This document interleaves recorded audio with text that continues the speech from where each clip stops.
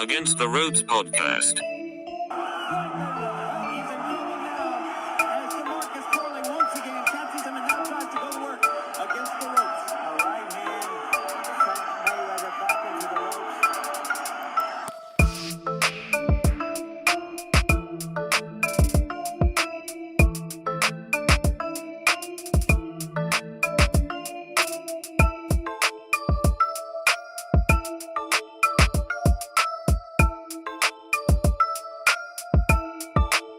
Contra las cuerdas.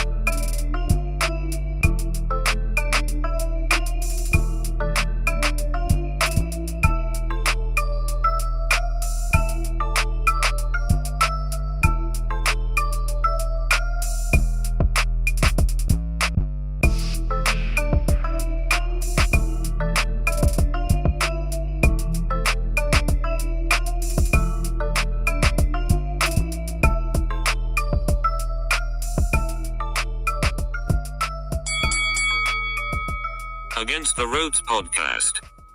All right, ladies and gentlemen, welcome back. AtR podcast back in the building, back with another live show. We have a very special guest today, Chris. Man, we got none other than our boy. You know, he's campaigning at 125. He's ready to get this show started. Anthony, the magician, Sims Jr. Sir, welcome back. Welcome back. What's going on, man? Long time no look. Yeah, no, Sims, first of all, dude, thank you for taking the time. I know, you're busy. You got stuff to do. Thank you for taking the time to come on the show, talk to our guests, answer some questions, and just, get us updated on what you've been up to, man. We can do that. And, I was supposed to open the show last time. Apologies, man. Things happened, but I'm here. Let's do it. So, since last time you guys saw me, man, I've been working. I had a fight. My last fight, I fought Zach Chelly last February. Had a broken kneecap. No excuses, shit happens. But now I'm 100% campaigning light heavyweight. And there's a lot of names that I want that, might hear nothing back. It's crickets. And usually the things I say about certain people, you're going to hear something back because I'm hitting like a soft spot. It's just like crickets. I'm like, why I hear nothing back? Why everybody gets so scared? As a boxer, I'm supposed to talk shit and get underneath your fucking skin and tell you like, your mama got no teeth. Say wild shit like that. And it's like I'm not hearing anything back. So I'm just in a position now where it's like boxing is full of fucking pussies. You guys always let me say the truth, so I'm gonna say it right now. There you go. Starting hot. Starting hot. We didn't even have to ask the question, Chris. That's what I'm talking about. Yeah, and again, Sims, obviously, there's a lot of changes that's happened in the landscape of boxing since we last had you. First of all, tell us, what do you think of this guy Turkey? Coming to the boxing industry. What are your thoughts on him? What do you think of what he's done thus far? Well, Turkey is the only one that's making a clash of fights. A lot of fights you see right now, you wouldn't see them before Turkey because promoters weren't working with each other. It was a set fighters fight on a certain promotion. But now you see Frank Warren, Eddie Hearns, Ben Shalom, Gold Star, all these fighters mixing it up. You're seeing matchups that you would never see, and it's giving us those matchups you want to see, like a Chavez, Medrick Taylor, Chavez Whitaker, Chavez Camacho. These fights only happen with, let's say, major promoters and big money. So Turkish is good for the sport. I'm really curious to why he got into it. This millionaire, I think he's an alien. He just dropped out of nowhere and was like, I'm gonna get in boxing. Just get behind boxers. It's all good with me. It's like, just put the magician on the show, okay? Yeah. What is your promotional situation at the moment, Sims? So right now I'm a free agent. But promotion, you know the business. High risk, low reward. If you have a fighter, a light heavyweight that you've been investing in for 2 or 3 plus years, the last thing you're going to do is put them in the ring with somebody with 20 knockouts. So it's like now I'm just, I'm like the boogeyman now. I'm no longer what do you call like an up and coming fighter. I'm like right in the thin line of I could challenge somebody for a title, I could be a world champion. But it's a matter of who's going to take the chance, who's going to even roll the dice. Yeah, which goes back to a lot of boxers are bitches. And of course, since you're campaigning at 175 now, I'm sure that you're going to be paying attention to this fight. That's coming up in a couple of weeks. Man. Yeah. Bivol Beterbiev. Yeah. I'm excited for that one. They have spar with Bivol and been in the camp with him. It's going to be a great fight, but it really comes down to what size the ring is and what Beterbiev is coming in. Is he still injured? How's the Achilles? Even with Bivol and his marital situation. Is his mental all the way there? So many parts that play, I say, a factor in boxing that you don't hear about or even know about.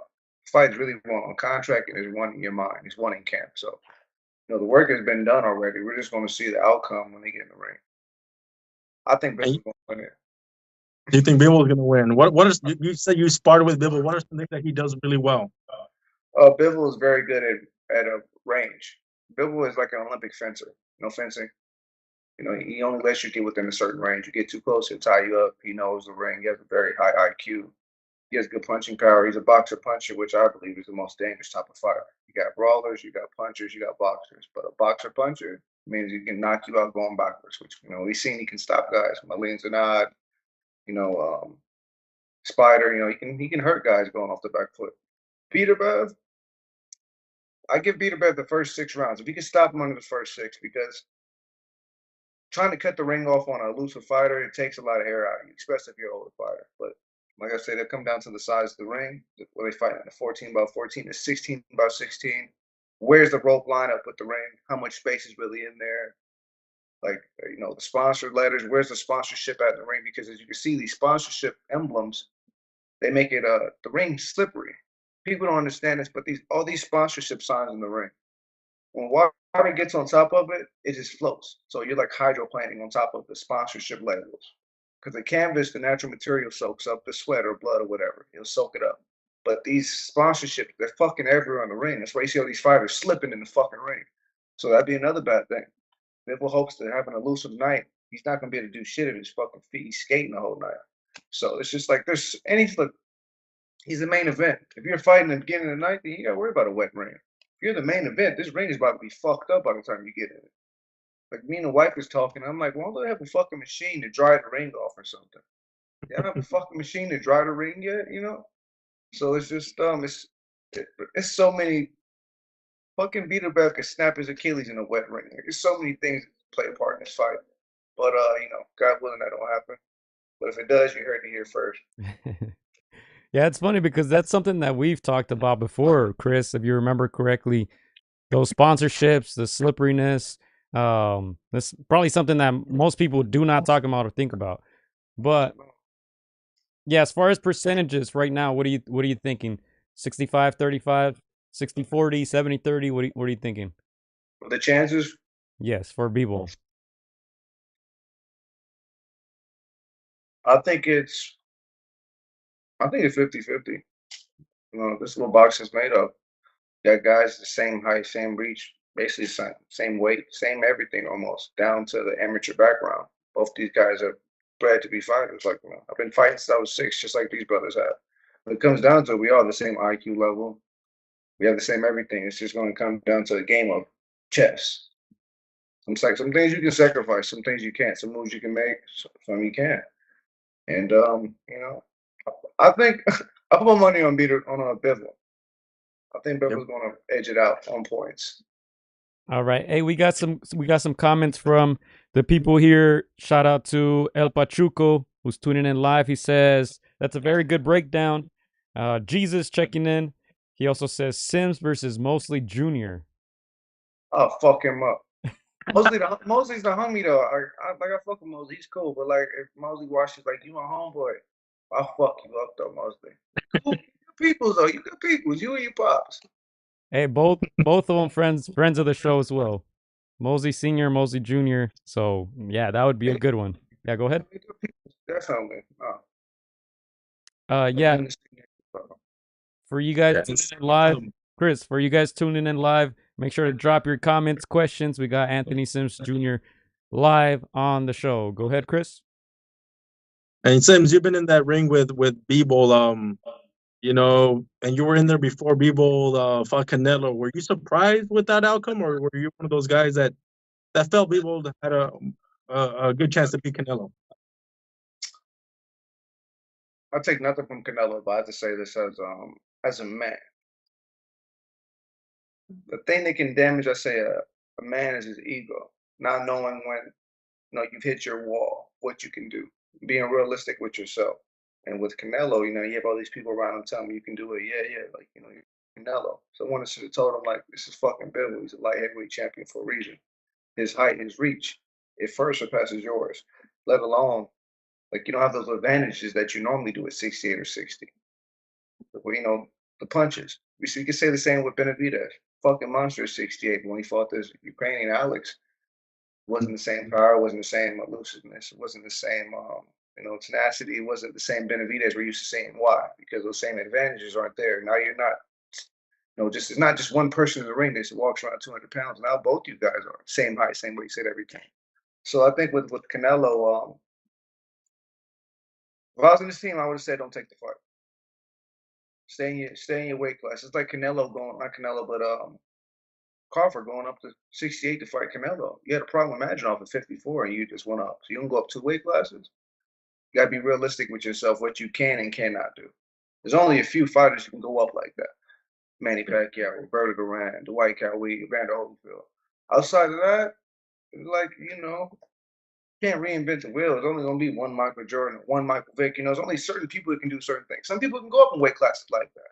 Andre Ward, some people can take the skill from Roberto Duran and go from what, 130, 140 up to 170 pounds and take the skill with you. But what do I know though, And Sims, would you want one of those two guys, whether the winner or the loser of that bout, either 2025, 2026? Hell yeah. But comes down to a matter of will they take that fight. All I'll get back is it's high risk, low reward. Why take that risk? But when your heart is in boxing, these are the fights that you want. Before my career is over, I want to be able to say I fought the top guys. It's not about winning or losing. It's just the experience of saying I went, I did it, I tried it. Same with say a running back in the Super Bowl. Whether you win or lost, how many fucking people can say they played in the Super Bowl? How many people can say they fought for the WBO Latino title or the WBA Intercontinental title? Like I did the shit. I won one of them, I lost one of them. But it's like that's what you live for in boxing, to fight these big fights under the lights, 90,000, 100,000 people. So hell yeah, I love to fight Bivol and fucking beat the best hairy ass. I'll fight both of them the same night. And obviously, you're no stranger to politics, boxing politics, promoters, entities, networks, etc. If you could live in a world without politics, you put on your manager's hat. What are the top 3 fights that you would fight, and in what order? I put my manager hat, I would fight Ben Whitaker, Anthony Yardy, Joshua Buatsi. The reason I fight these names is because my fan base is in the UK. That's where I became really the magician. That's where I really started making a lot of noise. And I've been calling these guys out since 2017. I like their styles, and styles make fights. Some guys you don't want to put yourself in the ring with, not because you won't beat them, just because of style matchups, it won't be a good fight. For instance, like Andre Ward and Andre Durrell.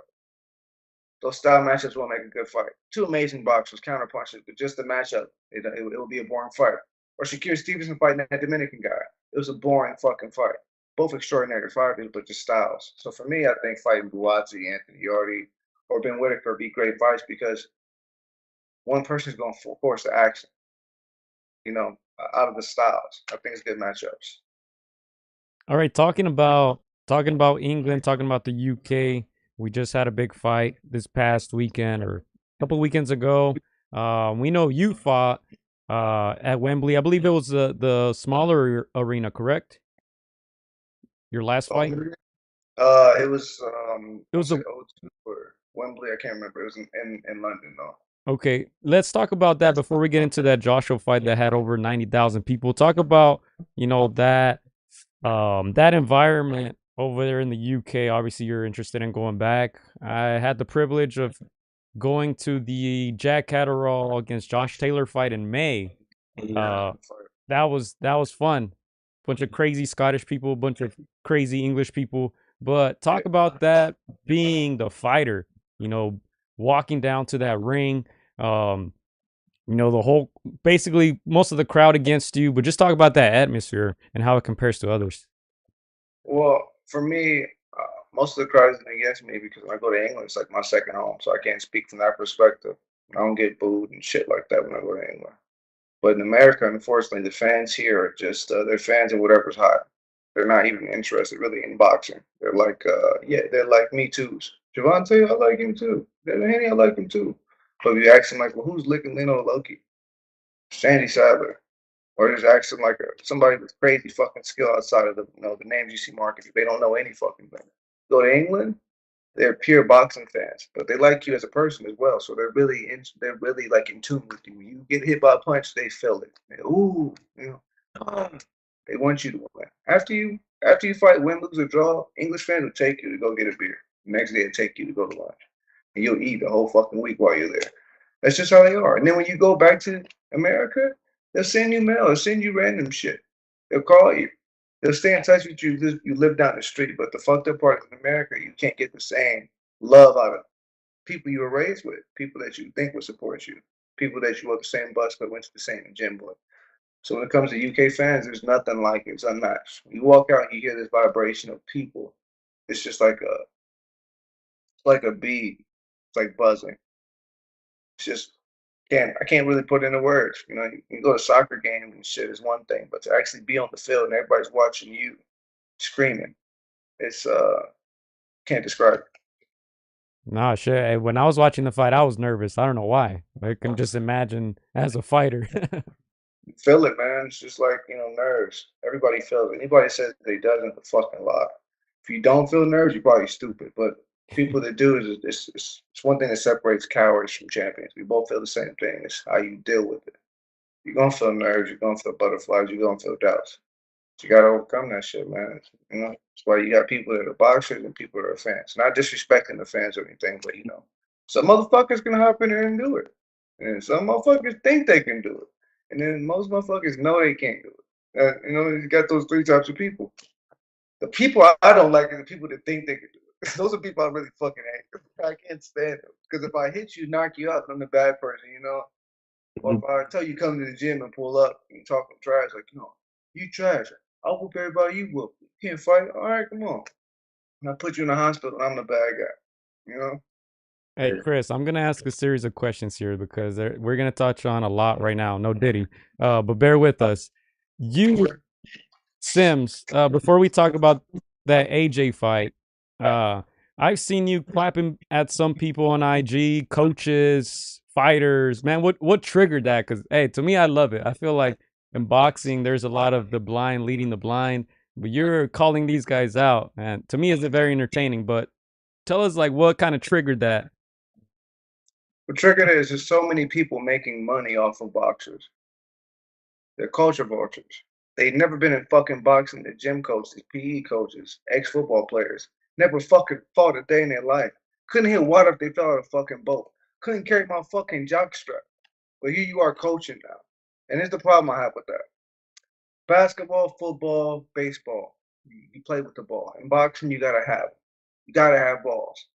You know, how like how much balls it takes to fucking tell somebody to go and do something that can get them hurt and you have no fucking idea what you're talking about? Those are the people I'm talking about. Fucking IG coaches. You got into boxing over COVID, you know, or you charge people $300 fucking dollars a round, but you never even fucking fought. I'm not gonna say no names, but Yeah, no, this is one specific guy who he said he won the Desert Showdown, the Golden Gloves, the Golden Blue tournament.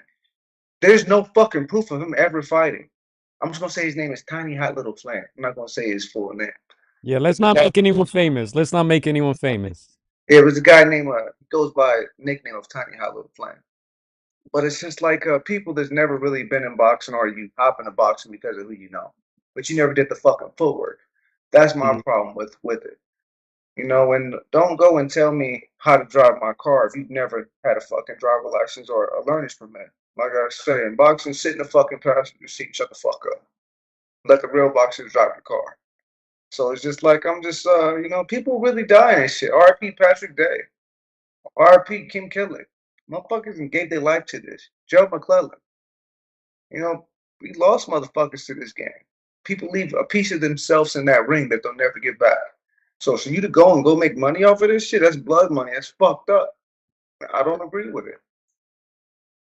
I 100% agree with that sentiment. I think it's a responsible thing. They can get people hurt, man. I never really understood it. Why some boxers go and seek the guidance or hire these people. But hey, I'm glad you're talking about it. You know, even down to like the fucking influencer boxing. I just I don't agree with it. You know, you gotta pretend and real. Where do you draw the line? 'Cause when you putting this pretending fighter on all the belts, he's on all promotions. He's being said that he's a great fighter by living legends. They're paying off ex former world champions to say that this guy has it. Like that's bullshit. So I just it's like boxing's real, man. You can't fake boxing. So how come I gotta fake how I feel about it or speak a certain way? Like, no.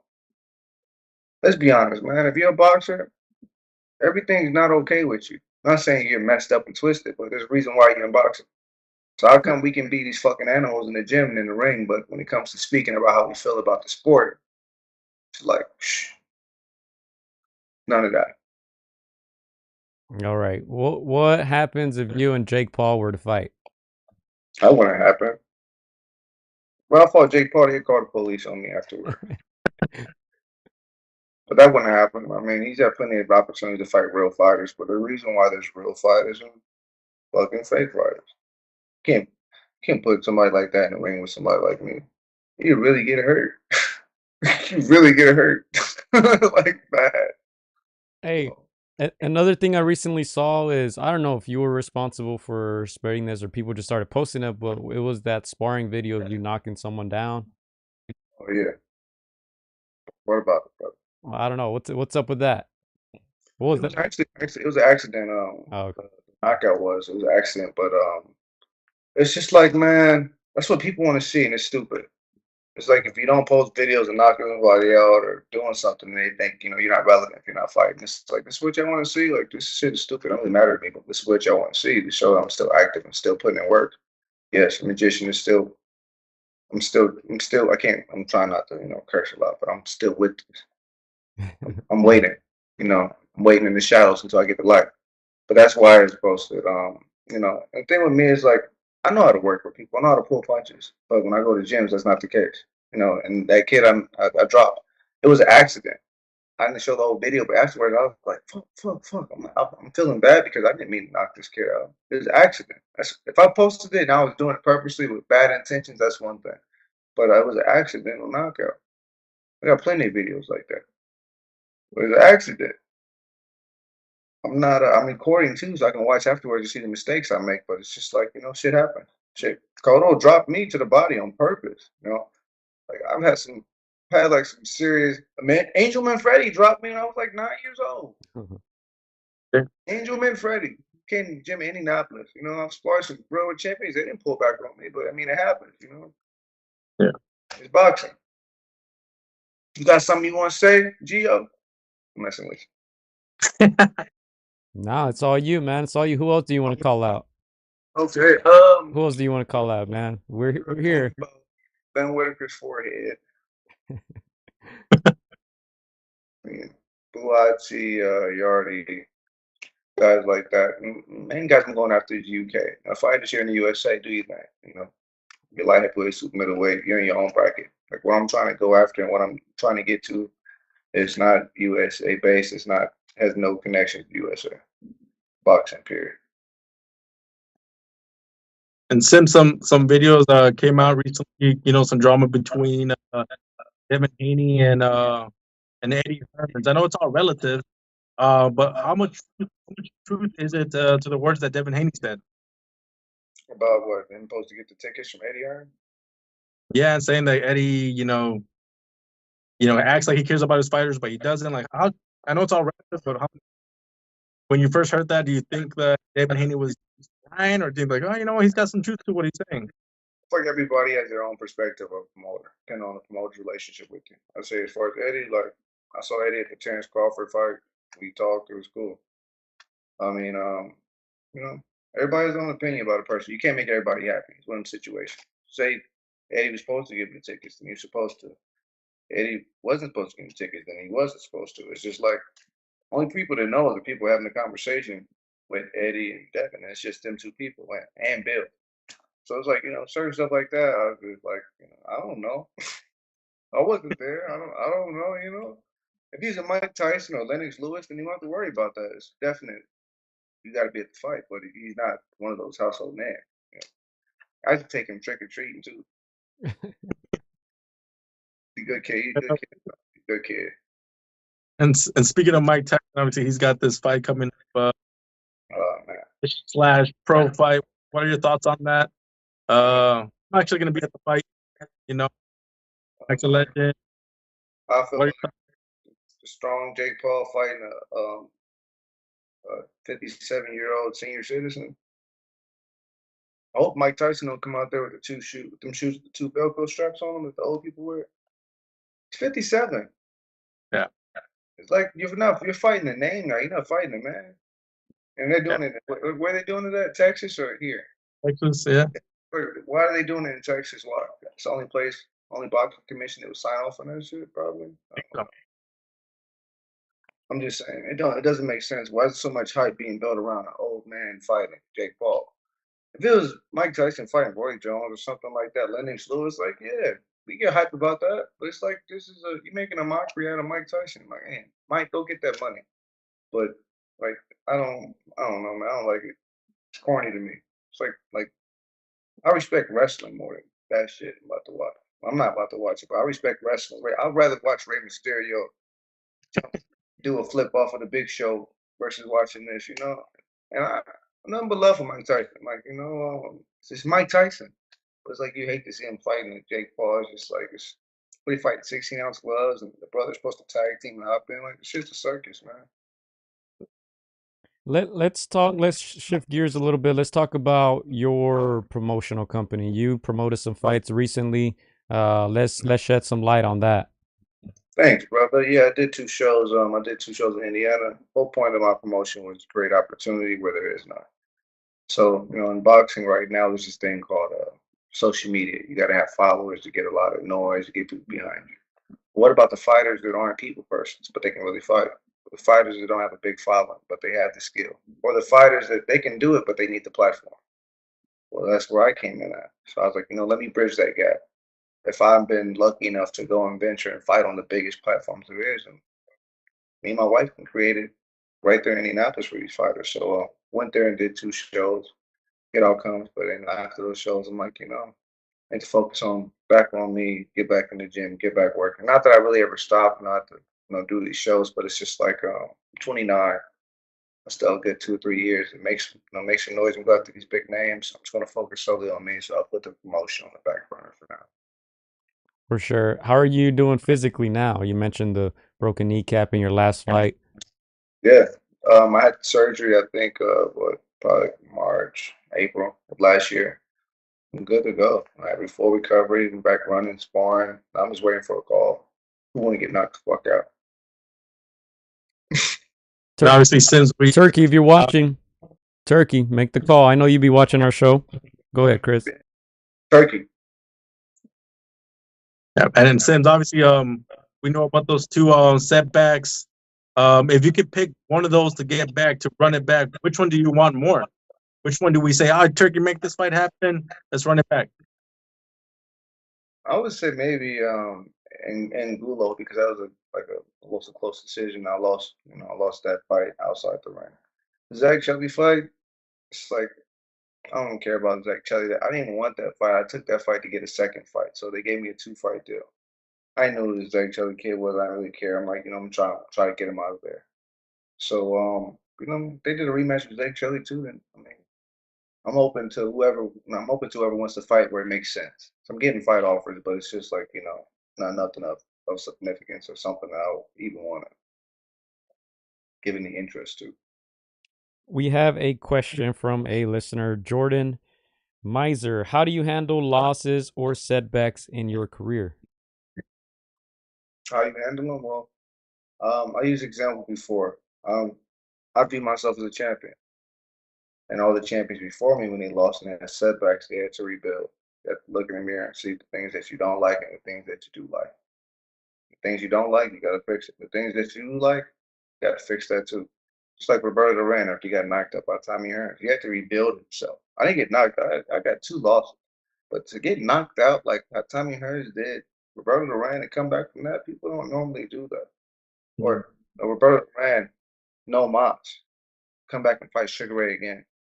Or Mike Tyson, Buster Douglas. Now people don't come back from shit like that. And to me, it's like this: tough times don't last long, but tough people do. Situations like that, you can't let it dictate your future or hold on to it. It happens, digest it, collect it, get your mind right, and then back to the drawing board. If you sit there and you drag about it, you think about it, you just become it. And you'll be this used to, I used to do this and this happened. That's not a person you want to become. So I say, coming off a defeat, man, you got to put it behind you. Can't harp on it. Adi, he says, sorry, I'm late to the show. Who are you fighting next? Who I'm fighting next, as of right now, I don't have a fight. That's what I'm working on right now. So talking promoters, hitting up matchmakers.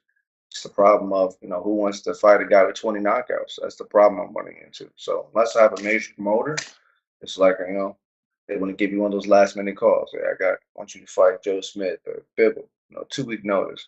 And it's like, 23-2 with 20 knockouts. I just want to get a big fight, get a proper notice so I can go and cause upset, even B-side. It's just boxing is just why it's so scary now. Everybody's trying to protect their investment. Some really hungry guys out there that can really push your fighter in, like Anthony Yardy, Willie Hutchinson, Ben Whitaker. Like, I really fuck them guys up. If you give me the chance, this opportunity, give me a proper notice, 2 months, month, light heavyweight that I'm comfortable at. I'm not trying to come up a weight or come down. Boxing is, boxing will always be the essence. It'll always be boxing, but boxing has changed. The people in boxing has changed, and they're changing what boxing is. And boxing's turning into a whole bunch of scary fucking people. They're hiding behind the managers now, matchmakers. I don't want to fight him. He don't have enough followers. I don't want to fight him. Like, who is he? Well, if I'm a nobody, throw me in the ring with this guy. But that's not the case. So it's just about, talking to the right person, right time. That's all boxing is. Who you know. Jesus, plain matchmaker, says Alexander Vostek versus Sims Jr. Oh yeah, I would love that fight, man. That'd be a great fight. He's a good Olympic, Ukrainian Olympic champion. Was he gold medalist or silver medalist? I believe he might have been silver. Yeah, I think so. Yeah, and like fighter like that, he's a respectful man, a family man. I like to fight him because at this point I know it'll be business, it'll be professional. And that's what I want. I'm 29 years old. Like, I'm ready for the road, but it's just a matter of, right time, right place, right person. That'd be a great fight, though. All right, we're getting some good comments / questions here. Adi, I'm gonna get to your last one, but he says, "Are you related to Kenneth Smith Jr.?" Kenneth Sims Jr. No. Kenneth Smith. Who the hell is it? Kenneth Sims? Sorry, yeah. Who's that? Kenneth Sims. No, I'm not related to him. Okay. All right. Let's get into, you guys drop your comments, your questions. We'll get into those right now, but we're talking about losses. We're talking about Eddie Hearn. Anthony Joshua, former stablemate there when you were at Matchroom. I'm sure you watched that fight against Daniel Dubois from the 90-something thousand people at the Wembley. Give us your thoughts on that. I blame his coach. Anthony Joshua's coach lost in that fight because the fight is lost in preparation. So if you look at how they prepared, if you look how he fights, that'll tell you everything about his preparation. His chin was in the sky too high. His chin was way up. And I blame his coach for that because there comes somebody thinking they can't get touched, they're invisible. I'm so strong nobody can clip me. And that comes from doing that in camp. You don't create bad habits in fight night. You've been training all camp to have your chin up and you're the bigger man and you're punching down. He didn't respect Dubois. Dubois was a former sparring mate of his as well. So, he probably shook him up, dropped him, whatever happened behind closed doors. And he's living off of that. And that's the worst thing he could have did. When he came out that fight, he didn't look right. Like, why are your chin so high? Why are you squatting down? You're the bigger man.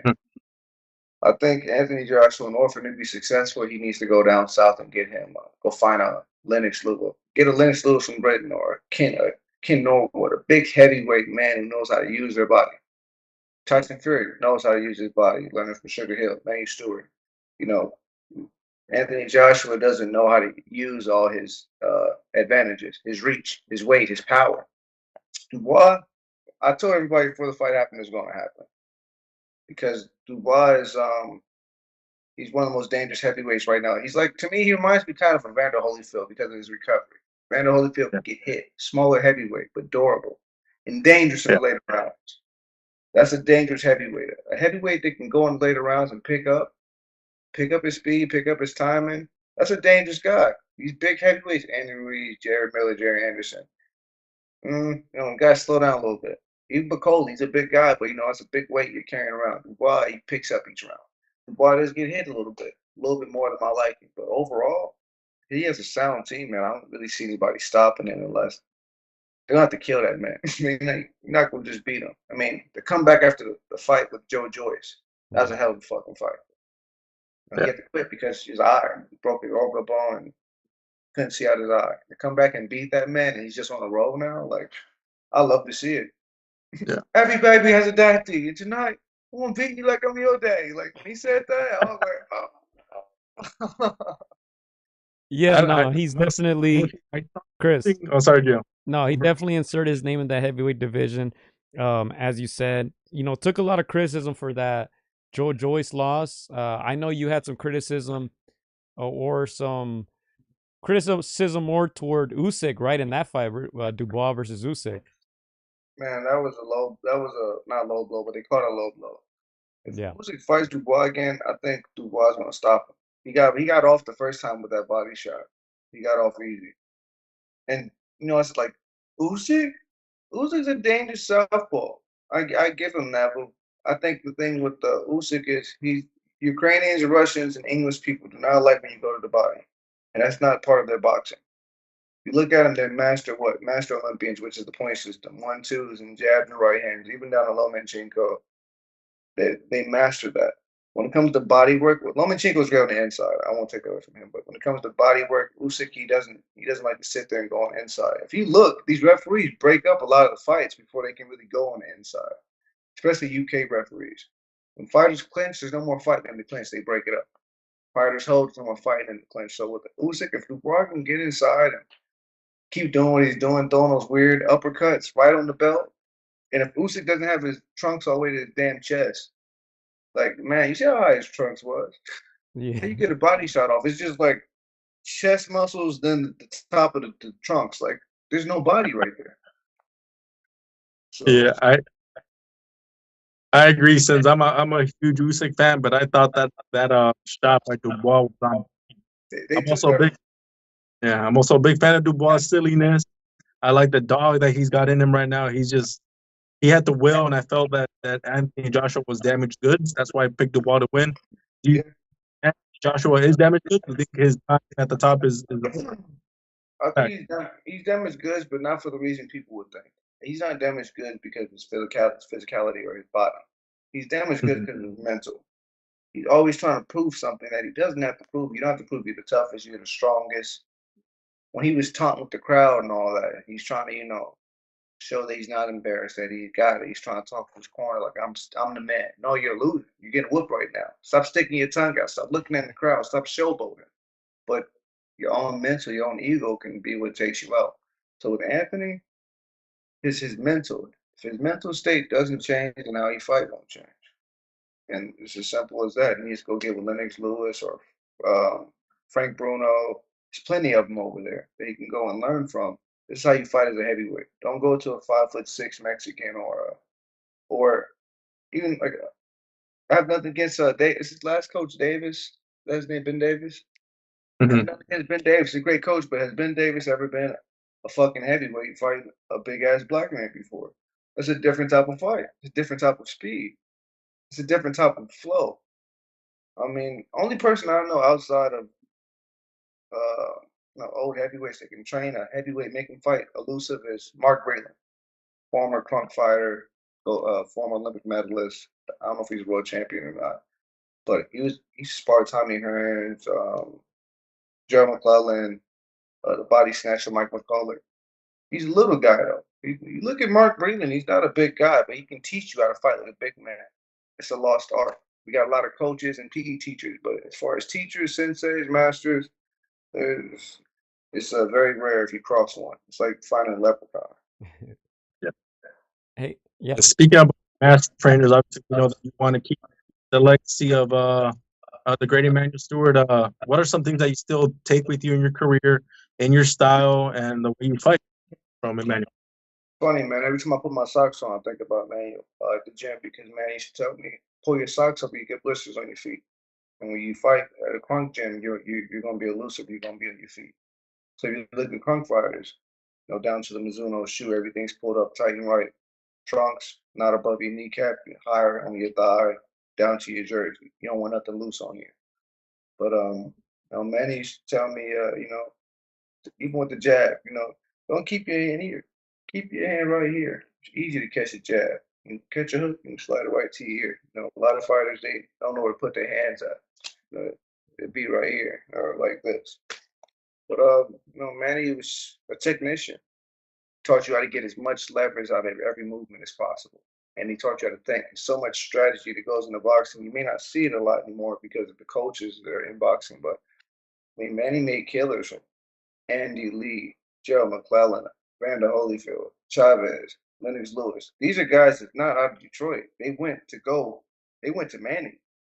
So it's like people are leaving their country to come to you, established world champions, Prince Nassim, Miguel Cotto, means you're doing something right. Question from Jordan Miser. How do you adapt your strategy when facing different opponents? He said, how do you do what with your strategy? Adapt your strategy when facing different opponents. It's like a conversation. If you're fighting with a female woman, you say something and see the reaction, see if, okay, that was too much, or it made her laugh. The same way with your jab. You go out there, you touch it and see what you can get away with, what you can't. You create strategy on the spot. Worst thing you can do is have like a set game plan because that game plan goes south and you put all your eggs in one basket and it's just like you're stuck on it. That's why boxing is all about adapting. Outside of I'll say one thing. Floyd is great at adapting. He's really good at taking notes. Ali was great at adapting, taking notes. You gotta be able to adapt on the fly, man. Another comment here. Let's see. Can you fight Berlanga, please? Says Adi. Man, Berlanga, I think Canelo did him a favor. Canelo could have stopped him, but it's like he didn't want to be like the crusher of his kid's career. But I definitely will. Them big ass ears, it'd be impossible for me to miss Berlanga. I just gotta aim between the ears. I hit him all day. I don't know how Berlanga even made it this far, to be honest. Like I don't know, man. Uh, I, I gotta ask, were you surprised that Berlanga got that Canelo fight? There's a lot of people, including myself, that thought he was, too Everybody, green. some of these fights shouldn't happen. It's like, how do these people just jumping out of nowhere and fighting? Berlanga fighting Canelo? I got a better one for you. Morrell. 11 fights. Morrell's about to fight Benavidez, or who he about to fight? That's the rumor, yeah. Who? That's the rumor, yeah. Yeah, it's a rumor, but it's just like certain guys popping up out of nowhere, and it's like, no, man. He's jumping up, making fights. What about all the people you should fight, like Canelo? Plenty of people to fight at 68, and Billy fight Benavidez back when Benavidez was 68. I mean, there's so many people, but it's like you'd rather take this fight than this one. So it's boxing's changed a little bit, man. Some of these fights are not gonna happen, but I guess because Turkey being back in it, Turkey's gonna offer a number where it's like gonna make you offer you can't resist, and these fights are happening. So What are your thoughts on Jaime Munguia? He got a victory recently against Bazinian as well. He got the Canelo fight before that. What are your thoughts on him? Boo boo. I had a contract to fight Munguia maybe like a year ago, 2 years ago. Yeah. And I actually we were negotiating maybe like a month, and they called me back and told me they're going to go a different route, and they ended up fighting somebody else named the Damn Magician. Fighting a guy from Argentina named El Mago. I'm like, what the fuck, are you serious? And it's like, these are fights that I want. I really want these fights. Like, I had a contract to fight Dave Morrell, PBC, ripped it up. Negotiating the fight, Diego Pacheco, crickets. He's like, these are fights I want, but it's like, they're like, yeah, we'll take that fight. And they start looking at film, and then they stop looking at film, and they think, well, this kid has 20 knockouts. I sparred Diego Pacheco too. Like, some of these guys I sparred. Munguia, after he turned me down a fight, he told me he wanted me to come in camp so he can get a little taste first. Can we fight him? Can we not? Like, no, I won't fight these motherfuckers. I don't want to spar no more. I want to fight you. But it's just like, what do? You got matchmakers, managers, all these people in the way telling you, he needs more followers, or he's not a ticket draw. Like, listen, that's not what boxing's about. You had somebody telling Marvin Hagler didn't get his first title fight to his 42nd fight. You imagine telling him he needed more social media followers, need to be more social. He's not a social person. He wears war on shirts and his hat, and he's bald and crazy. Like, he wasn't no social person. He locked himself away from the world. That's what made him a world champion. But they're asking us to do the complete opposite right now. So it's like, if you want me to act a fool and call people out and talk about foreheads and stuff, okay, I'll do that. I'll do that. I mean, that's never really been me, but it's like, if that's what you really want, you want to be entertained, I'll entertain. But it's just like, light is soft, man. It's soft. Hey, real Sims, quickly, what are hold thoughts on Chris. Canelo? Thoughts on Canelo? Yeah. What, when he's juicing or not? Or as a fighter? Oh, yeah, that's a question. When he's eating the special cow meat or the special chickens, him and Vasquez and Ustakazi and all them guys, that special camp they got out there, the special food. I know you won't speak about it, but he's a great fighter. But it's like, I don't respect cheating, man. And a lot of people are cheating. I'll be honest with you, a lot of people are dirty. But I just like, once you cheat, it's like you doubt somebody's credibility, like the Margarito situation. Once you found that out, you're like, well, wait a minute. There's a lot of fighters that's fighting right now that tested positive for roids, and I salute the fighters that got caught in their back doing their thing. Jad Miller, Tyson Fury, Roy Jones. I don't know if he's still fighting, but it's just like, I don't know, man. If you're gonna do it, do it fair and square. Do it clean. What are your thoughts on Devin Haney suing Ryan Garcia? Man, I have so many people call me about this. So I felt like if Ryan Garcia wanted to really cheat, he would have used whatever they call on him. He would have used it with Gervonta. Gervonta is really the killer. It's not Devin. But then it's just like the same thing Devin Haney says. Devin Haney look at every way and he's like, you're too small, you're too small. But both these guys are the same weight or same size in the weigh-in. What is he talking about? You're too small. And then you look at fight day, and he's always 29 pounds. He can gain 29 pounds, and usually the limit's like 20 pounds, maybe 21. But if you look at Devin Haney's past fights, each fight he's picked up 28, 29 pounds, and he's always the bigger fighter. So what did Ryan Garcia do? He's like, well, this time I'm going to show up heavy. I'm not about to drain myself like you do. And he came in that ring the same size.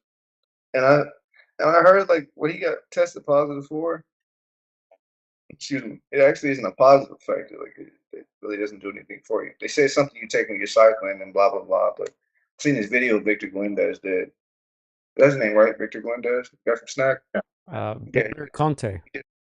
Oh, yeah. He did a video saying, like, hypothetically speaking, say I did sneak into Ryan Garcia's room and put something in his toothpaste. Like, who the fuck says shit like that?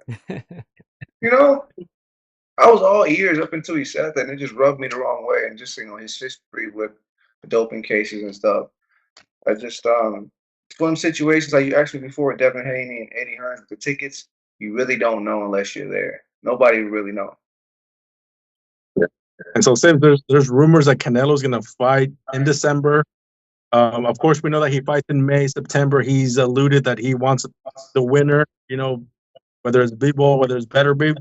Let's say he gives you a call, wants you in December. He sees you, thinks it's an easy fight. How do you disrupt the apple cart? How do you fight you like Canelo?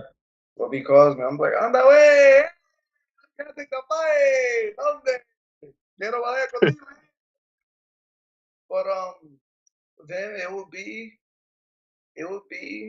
authentic. We call it Black British Mexican fight. The ones that we live for. It's the ones that we won like in the 90s. Let's say Roger Mayweather, Chavez, Pernell Whitaker, Chavez, Medrick Taylor. It's a battle of the styles. He's an amazing Mexican fighter, an amazing black boxer puncher. It would be, a little razzle dazzle, and then it would turn ugly, probably fourth, fifth round. That's what boxing does. You see Canelo starts off based on his respect for you. If you don't respect you, you're about to start just like that on you, like Edgar Berlanga. Or with Bivol, he showed a certain amount of respect. You just hop on him like that. But for me, I just, I have people don't know this, but I have a 79 arm wingspan, 79 inches. So I would use that to my benefit. I would keep him away, and keep him on the outside. You gotta spin that bull. That bull's coming at you. You gotta keep him spinning, and it will come down to the size of the ring. You gotta fight in little rings. These rings are getting small. These rings right now, if these same rings, if you put the same ring back in the 80s, you wouldn't have any Sugar Ray Leonards, you wouldn't have any Medrick Taylors, you wouldn't have any Floyd Mayweathers. These type of styles can exist in a small ring. These small rings are for flat-footed punchers who aren't elusive, who aren't agile, and just stand there and punch. Two dummies can punch each other all night, but it takes true IQ to maneuver inside a 20 by 20 ring, to use every space, the corner, the ropes, to know these are where the judge is at. How the hell can I take one step and I'm in the middle of the ring, and I take one step and I'm on the ropes? That's how these boxing rings are now. So like these flat-footed, I say Mexicans or Russians, before they couldn't get some of these black fighters. Now these black fighters are getting caught 6th, 7th rounds because there's nowhere to go. But Andre Ward, they couldn't exist in a time right now because these rings are too small. All these elusive fighters that people love would not exist in these rings because it's like a portrait. The smaller my portrait is, the less art I can paint on it. A boxing canvas. If I have a small canvas, I can only do so much art on it. I only have so much space, place, time to think. So, that's just my outtake on it. But, like I said, what do I know? Another question here by Adi. If you're cool with Caleb, just ignore the second part. What about Caleb Plant? Winner takes Jordan. Go ahead. He says, what about Caleb Plant? Winner takes Jordan. Caleb Plant, actually, that's my boy, man. I know Caleb Plant since 2012 Olympic trials. He was riding through Colorado listening to Big Crit. Like, that's my boy. Me and him talk, man. We talk here and there, DMs. Like, that'd be a great fight. Like, I've sent a message and talked about this fight. But it'd be a great fight. He's a good boxer. He's a great boxer. I take that fight. Great boxer, very talented. Even better, he's a family man. He's had his hardships. He takes the sport serious. He doesn't play with it. And he's a definition of what boxing should be. Real authentic. You don't bite his tongue. He's clean cut. He's professional. Like, what more could you want? That's how boxing's supposed to be. Very marketable people, but as you can see, boxing is being ran, or the faces of boxing are like illiterate, non-speaking, non-reading motherfuckers. Adi says, can you tune that guitar behind you and play as a song? Tune it. Oh, about make some music. Y'all about to get a free concert. I'm not gonna play a lot. I'm gonna play just a little bit. Play a Hey, song. let's go.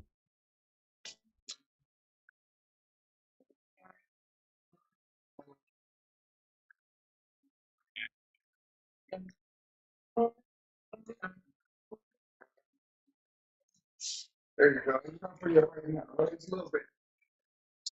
Ah. All right. Boxing.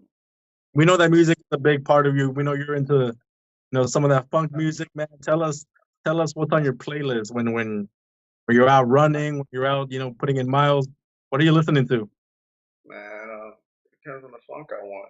Sometimes I might go on some like 90s or like hardcore tech music, like Rufus Del Sol house music, or I may go into some funky Evergreens, Bobby Womack, Marvin Gaye. It's definitely been a lot of Marvin Gaye. You say Marvin Gaye, baby? Yeah. All right then.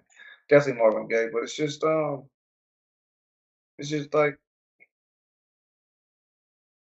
I don't know what I do without music. I actually need music every day. Whether I play my piano or my guitar, I need music. I think the same way I need boxing. It's all one and the same to me. It's like self-expression. If I'm not doing it, then I'm just existing. I'm not living. And that's how I feel not fighting. I need that platform to express myself. If I don't get the platform, then how you guys get to see the magic? How you get to see my abracadabras and alakazam? You know, don't say nothing. My wife's sitting back here laughing at that shit. Don't you laugh at that? All right. Hey, we had a comment earlier by Adi. He says, "I like that you keep it 100. You have gained yourself a new fan. I'll be closely watching your future fights," says Adi. Follow me on Instagram, 2_ the magician, man. I appreciate you. Got any questions, shoot me a DM. I talk to my people. And since when we first met you, obviously we saw a video that went viral. You were talking about mental health, something that since that moment we've heard some boxers talk about it. It seems like you're one of the first ones to really get it out there. Can you tell me what you're doing on that scope for kids, for the community, in terms of mental health? Yeah, well, the thing with mental health too is like, people are twisted. Some people I feel like it's not mental health. Some people have some real issues. Mental health to me has always been like, anxiety, depression. You're dealing with something. But some things, man, you can't just blame mental health and it just be an excuse. That's where I draw the line at.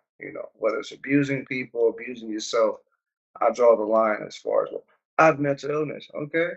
Well, everybody's kind of somewhat mentally ill. Or, something may be off, but not perfect, but that's not your excuse or reasoning to do, I say something bad. So as far as my mental health, man, I'm in a great state. Problem is when you try to when you when you weigh your mental health on a person, it's based off a person or an object. Then your mental health is gonna go up and down. Believe me. Your mental health is based off a relationship or a job or your income. I mean, that thing goes up and down every day, man. When you find peace with yourself, how you look, how you walk, how you talk. My wife told me grow my hair. I used to cut my hair bald, cut my face bald because certain things I didn't like about myself. I feel like I was just trying to get rid of it every day. But it's just like once you get to a point where you accept what you are, worst thing you can do is run away from it, good or bad, happy or sad. And I want to thank my beautiful, lovely wife, my best friend, because she made me feel comfortable with my skin.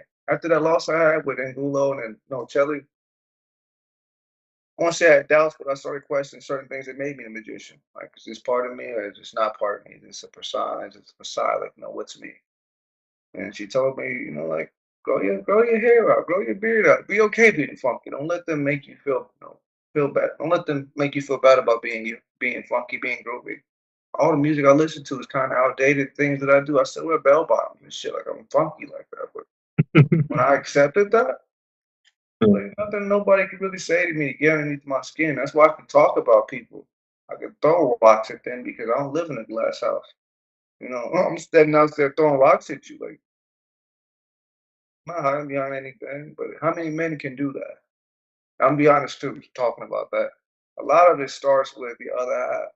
If you are in a relationship, if you're lying to your other half and you're deceiving and backstabbing and cheating and bullshitting, when you go look in the mirror, you can't feel good about yourself. You can't hold your chin up in the air. You can't talk about honesty and morality and being a man, except not being a man. But when you start being consistent, you're the same person every day. You have the same conversations. You show compassion. You're you're the same person every day. Man, we know what that means. I'm talking to one woman every day. Same person every day. I'm not being a person for this female, for this friend, or it's changing myself. But it's just like, man, I'm in a great place. It's like I always wonder, like, what made me the magician? Like, what really made me a magician outside my boxing? But it's just like, abracadabra, alakazam, here I am. Like, I had to be a magician. I had to be some magic for me to be here. So, hopefully that sums up, what you asked me as far as mental health, what my mental health is. But I think a pillar of it was me being in a healthy relationship, being happy. A lot of Mhm. people in situationships or, just with somebody just because. But like shit, when you can love yourself and love the person you're with and just be happy, there's no better feeling than that. Yeah. Shout out to you, babe. Okay, real quick. Hey, man. And since I know that we said that styles make fights, I'll put you on the spot. What fight style would be tougher, Canelo or Benavidez? What fight for me? Yeah, Benavidez. Benavidez. It'd be a harder fight because Benavidez is coming with the same type of Mexican pressure, but he's coming with a lot. I say more height, more weight, the bigger frame.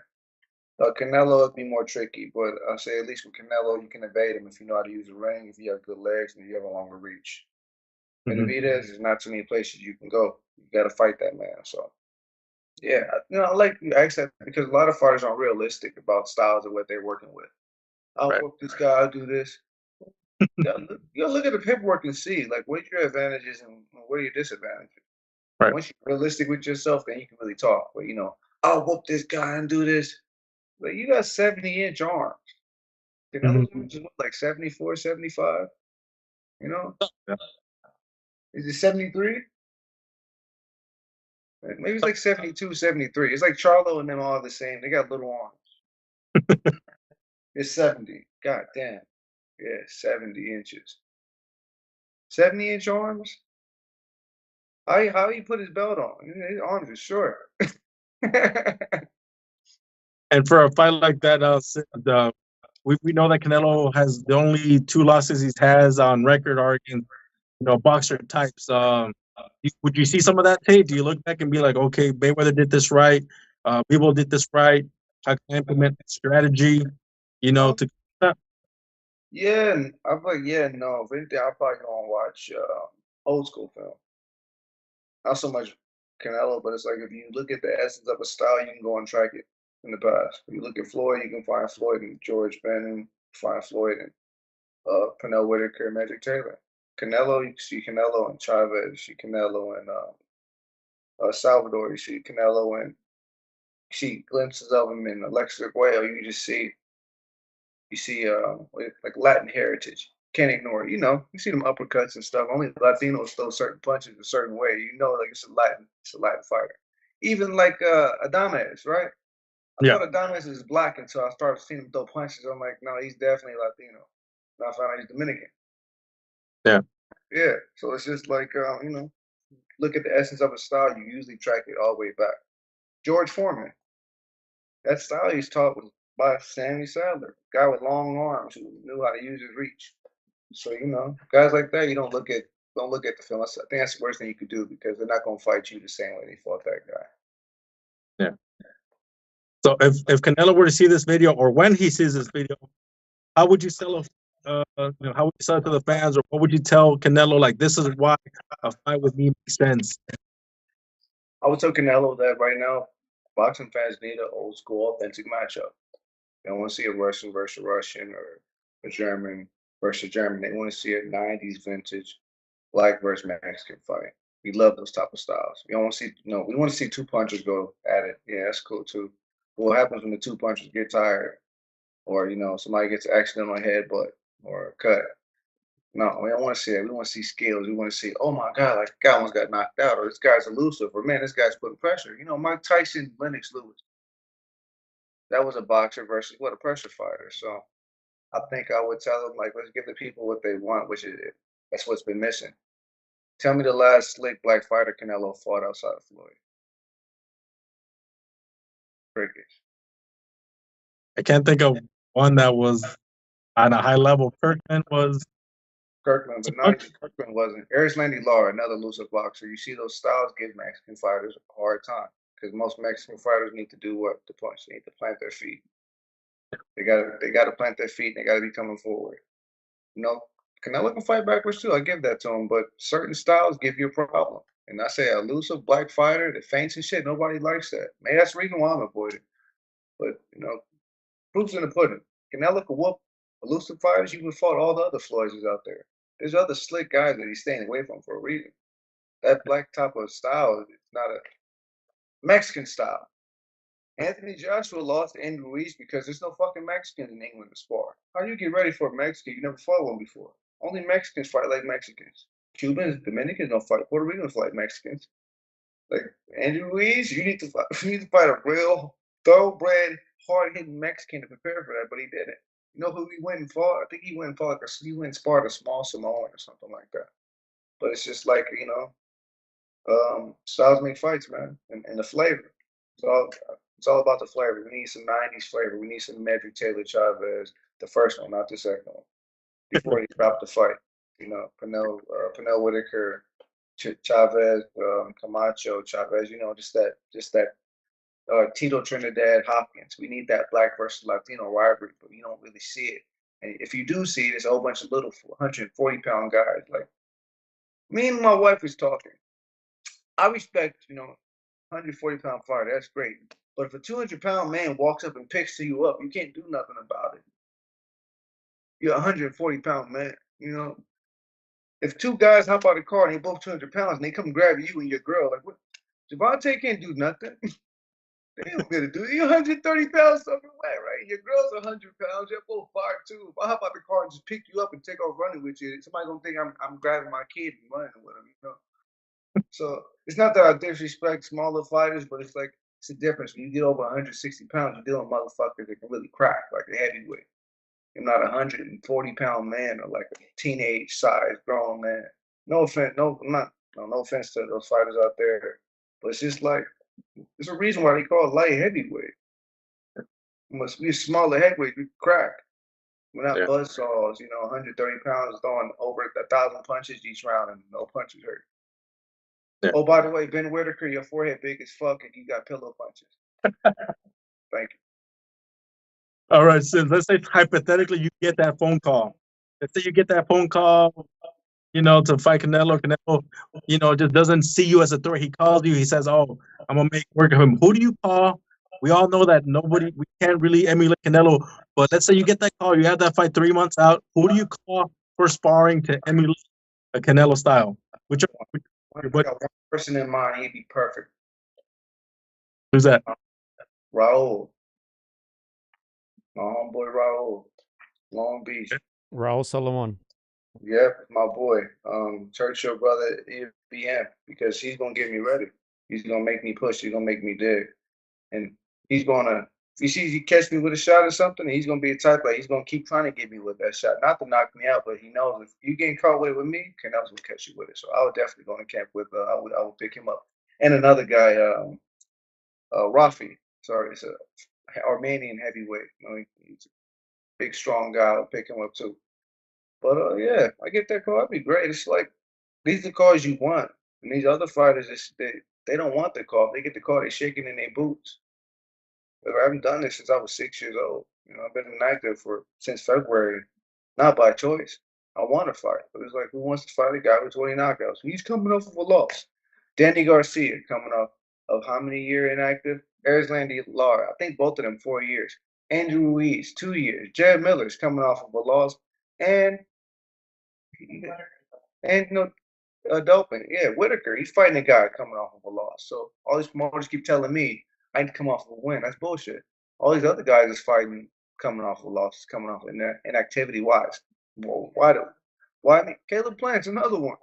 Like coming off of a loss, and I haven't been inactive since March. I've been inactive since February. I know he's a world champion. He has the accolades, but it's just like, why are you giving me such a fucking hard time? Because I'm white. I'm fucking with you. But it's just like, why am I getting such a hard time for? I can throw it with these guys, but it's like if I was a bum, right, with the record that I have, I'd be great for somebody to be a stepping stone. But that's not the case. So it's just like, Canelo, what's up? All right, let's go to some comments here. Sorry, Chris, I know you wanted to make this a Canelo interview, apparently. Uh, he did like 8 questions in a row about Canelo. But I get paid. Hey, man. So I get them fights. Mm. question from Jordan Miser. He says, "What legacy do you hope to leave in the boxing world?" Legacy I hope to leave in the boxing world.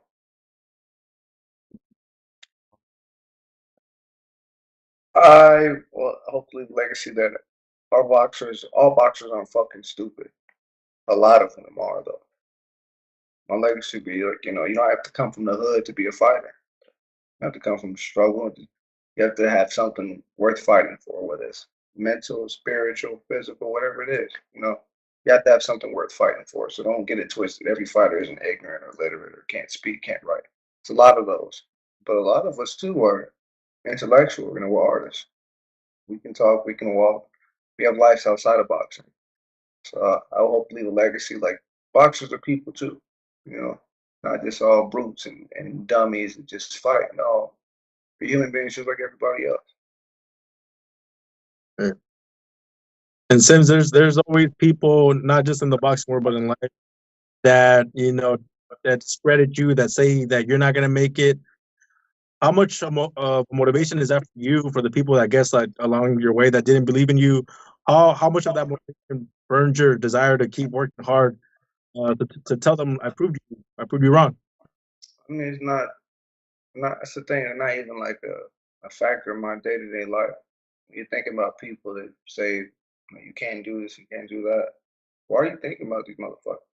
I don't think about them. Anybody that said anything negative and you can't do this, can't do that, I'm not trying to prove anything to them. I know what I can and cannot do. It's up. If I can do it, then I'll do it. If I can't do it, then I can't. But anytime you hold weight to somebody's opinion or something, the fuck they know. How many fights you got? That's the problem with today's age. They feel like they can speak on something they'll never fucking do.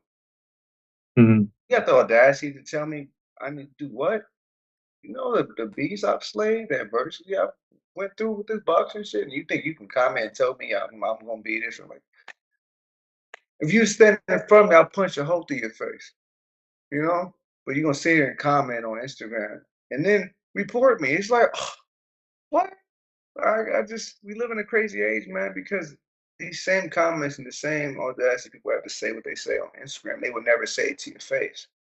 So it's just like, no, man, I take it with a grain of salt. You know, take it with a grain of salt. Anybody says anything because I know they're not about to hop in that ring and say it to my face. I give you a size. I give you a pair of 16 ounces. What you want to do with it? Nothing. And also the other side, since we talked about me and Joe always talk about the British fan. We say Yeah. that they're some of the most fervent fans. They get behind the fighters. They'll make us believe, that their fighters are, bigger, but it's because of the passion that they bring. What does the British fan mean to you? British fan is a necessity to to feel your worth as a fighter. I say that because it doesn't matter if it's a room of 10,000 or 90,000. British fans can make you feel like you're fighting for a world title. You're fighting for nothing. That's what British fans bring. Because the people make you give you that feeling. It's not the other way around. It's not the promoters. It's not the person you're fighting. It's not the belt that you win. It's the same feeling you get if you're fighting at home in front of your crib. Not in a boxing match, but in a street fight. You're fighting a kid across the street. You're fighting this kid in front of everybody that you love. So it's the same feeling, the same risk. People make you feel that way.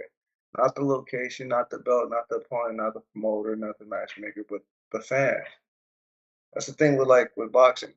Nobody cares about what a boxer says about himself, but what the fans, the people say. 'Cause people not gonna lie.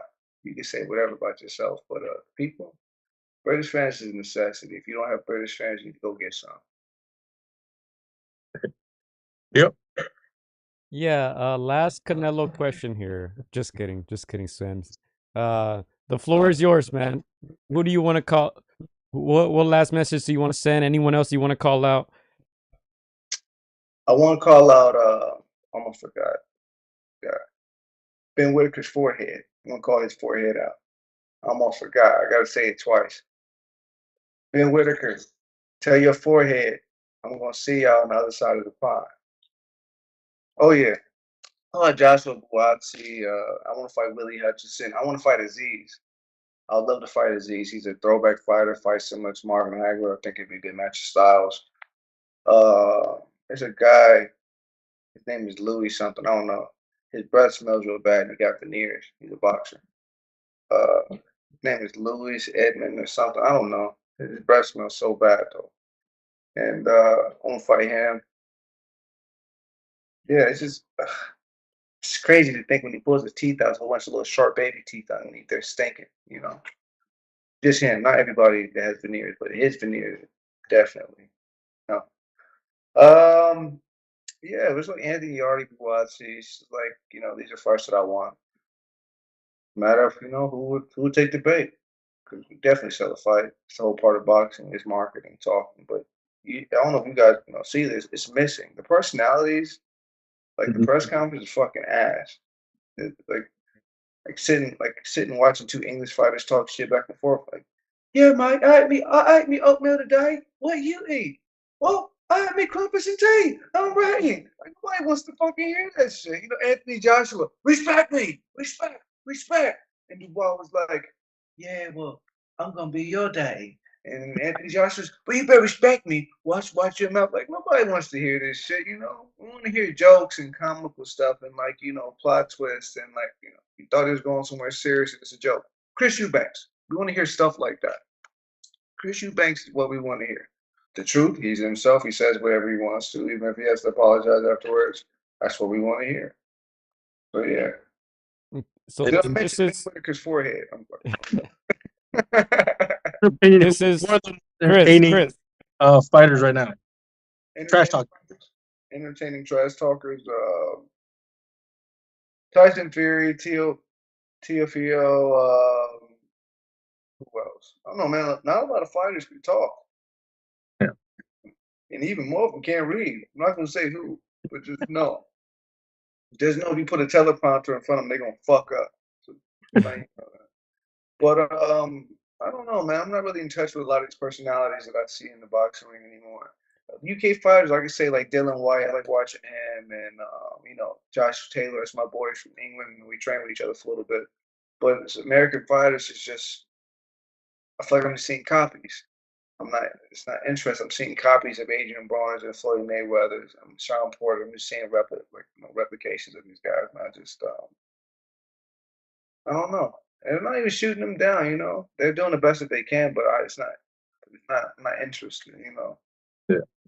Nah, yeah, that's been one of my biggest criticisms. I find 99% of boxers boring, honestly. I don't watch press conferences. I don't watch that stuff.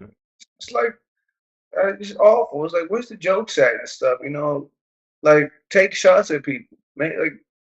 Like somebody's an ugly baby. Like, talk about. I mean, not talk about their baby, but like, you know, you gotta hit below the belt. Like, you know who we need? We need Mayorgas back. Like, I'm gonna be Mayorga right now. That's what we Yes. need. Yes. Somebody doesn't care. That's what makes fights. Can't have everybody trying to play the good guy all the fucking time. Nobody wants to see that. Like, you know, somebody wants to see like a soprano type of like a gabagool, Guma, you know? Like, forget about it. You know, you want to see that type of guy, but it's just like boxing is scared to have another Mike Tyson, to have another Mayorga, to have another Evander Holyfield Tyson bite the ear off. But it's like that's what's boiling inside of us. Let it come out. You're gonna see great fights. You're gonna see entertainment. It's what the people want. You know? So, yeah. You guys ask some good questions. I gotta get back on my shows with you guys, man. Yeah, you do, man. Hey, real quickly, this is the landscape at 175.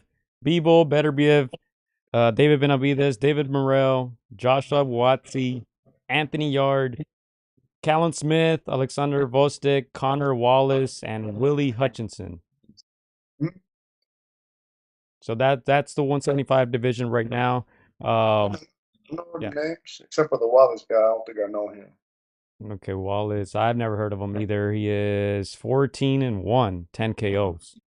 Yeah, see, like, you know, these records, I realize, and with the ranking system, you have to know the right person to go win a fight, and they can put you in a ranking system. So, I mean, as far as that, I'll fight Willie. Benavidez, that'd be a great fight, too. It's just who wants to fight a guy with 20 knockouts? Yeah. Last one here. Who's asking? Let me see. Daryl J says, who would you fight, Chris or Gio? Chris or who? Or Gio? Wow, fight Chris or Gio? I'm gonna be honest, I'll probably fight you, Gio, because me and Chris, my boy. Chris got me tacos before. You never bought my tacos, fool. Hey, Yeah. let's go. I'll take I that mean, as a compliment. We'll sell the shit out of that fight. Hey, no, Chris Gio, ain't I, selling shit. I'm gonna fight one of y'all guys though. Nah, I'm gonna fight y'all. All right. I'm gonna fight the other Chris though. I'm close to Sin's weight class, but I don't think we would sell that much. I think you and Joe could generate more pay-per-view buys. Man, his weight class, man, I miss being light heavy. Like, I even went down to 160 to try to get opportunity because I wasn't getting any fights at 168. So Yeah. I go to 160. That's when I get a fight I get an offer for the Zach Chelly fight. I'm like, well, Yeah. what are the chances? Like, we want you to fight at 168. I'm like, well, I can't. I couldn't get over 167 for that fight. Yeah. But yeah. Any other questions? Real quickly, I did want to ask you about Diego Pacheco. His name did come up a couple times during this show. You put me on him when he had like 3 fights. I don't know if you remember Venice Beach when you fought Vaughn Alexander, that media workout. I remember I was out there getting some footage, and you told me, "Hey, that kid over there, that kid sitting down, he's good. You should go say what's up to him." So you put me on him. What do you think about him now? He's becoming a contender there at 168. I like Diego.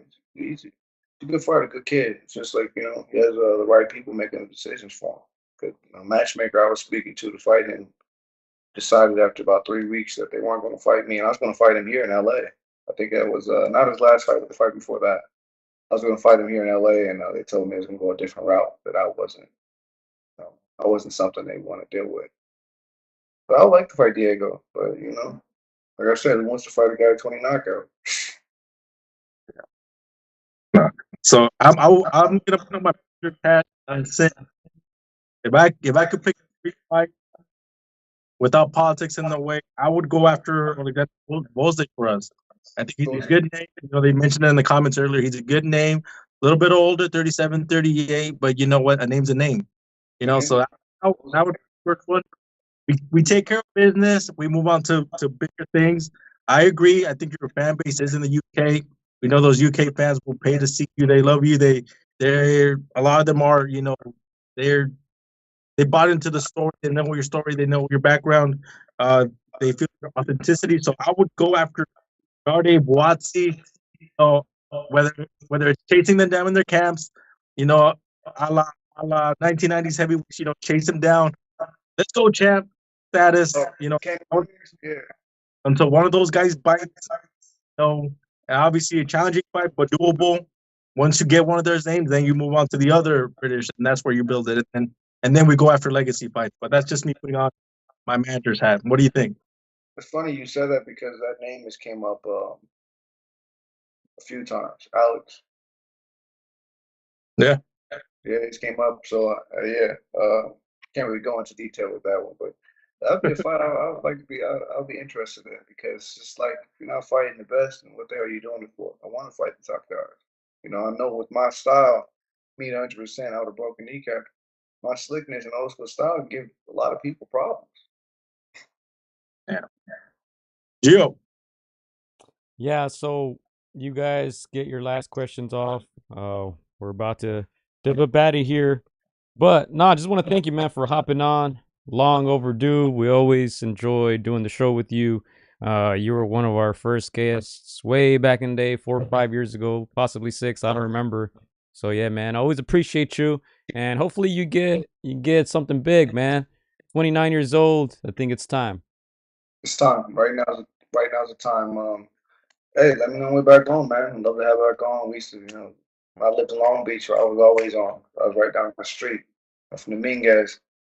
Hey, some comments here too. They're saying don't fight Chris because he's a heavyweight. He's not gonna make weight. They're saying. Hey, I've been out of action, Gio. Hey, that's what happens. Chris been eating good, man. For my part, bro, thanks for taking the time, just to talk. We said it's been a minute, but it's always an honor to have you on. We know that you're right there around, those big names, and it's, just like the Berlanga, just like the Andrew Ruiz, it's like one call away. And sometimes that call comes from when they're underestimating you, but that's the time where you gotta be ready. So, you know, I'm hoping something big happens, just like some other guests we've had on our show, man. Like those doors, are finally starting to open. We hope something breaks for you, 2025. But yeah, man, love to have you back on, and we'll definitely go get some footage of you at the gym. We'll go get some tacos. We'll bring some back for Gio, and yeah, man, we'll make it happen. Hey, thank you, man. I said again, sorry last time we couldn't connect, but let me know what next show is. Keep talking shit. Tell the fans you can find me on Instagram _the magician. Shoot me a question, man. Anything you want to ask. And hopefully I do get that fight, man. Because shit, I deserve it. I want it. I need it. I gotta have it. Hey, tell him in Spanish though. Tell him in Spanish. Maybe that's what he needs. Tell them in Spanish, man. My Spanish is bad. Necesito pelea. Ahora. No mañana. No una semana. Hoy. Okay? I need that fight today. There you go. No para nada. Okay? Pero tengo tiempo para pelea. Coño. And a message to your British fans that are gonna be watching this, on replay. Oh, my fridge freezer, lemon squeezer geezer. Right now. Go in the house. Drink some coffee. All my Armenian fans. Barev, Wanse, Slavon. This man needs no translator, ladies and gentlemen. Anthony Sims Jr. Thank you guys for joining us live. We appreciate it. For those of you who will be watching the replay, shout out to you guys as well. Keep following. Yeah, go ahead. The Swedish. Yeah. All my Swedish fans. Heard. There you have it. Chris, take us out. Just once again, guys, thank you guys for tuning in. Thank you guys for, asking the questions. Sims, thank you for answering their questions. And again, it's an honor, bro. It's it's been 4 or 5 years since we've known you. And again, we always have a lot of fun. And man, we can't wait to see some big news break, for 2025. Hey, thank you. And if you like the art in the background, check out my wife's art, Channing Tattoo Lab. Sorry, Channing Art Lab. Yeah, not tattoo, sorry. Channing Art Lab is my wife's work. She's a realism artist. If you like that tattoos, work. Yeah.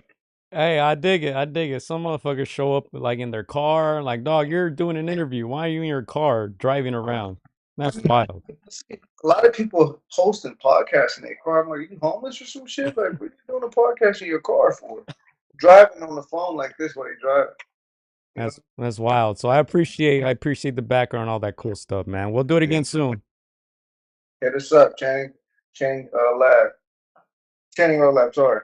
Channing Art Lab and Realism Artwork. Check it out. She's real good. I had to say that because he just changed for Instagram, so I'm so used to saying Channing Tattoo, Channing Art Lab for the last time. Get it right. There you have it. Thank you, mates. We'll be back soon. Cheers. Peace. Hola amigos, soy Juan Francisco Gallo Estrada. Quiero mandar un saludo para mis amigos de Contra las Cuerdas. Échenle muchas ganas. Un abrazo, muchas bendiciones. Shout out to Against the Ropes. You know what mine is?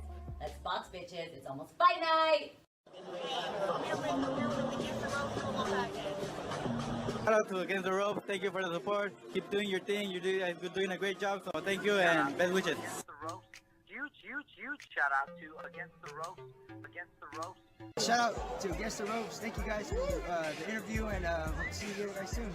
Against the Ropes, always doing the right thing. Shout out to Against the Ropes, man. I appreciate you guys for having me, taking the time on y'all day. Against the Ropes, #1.